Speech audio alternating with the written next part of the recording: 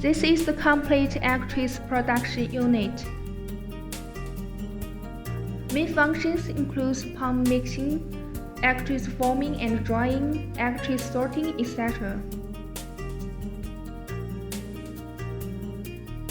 Use pump mixture to crush and grind with the paper into thin pulp.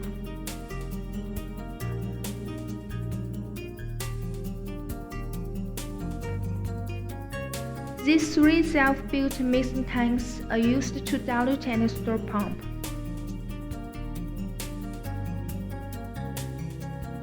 The pulp is extracted into the forming machine and extruded into regular-shaped actress.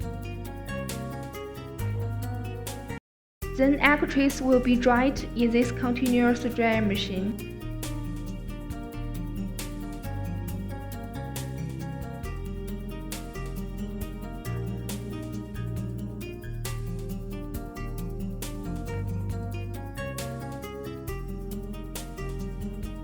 After drying, the sorting machine can put the actress together automatically.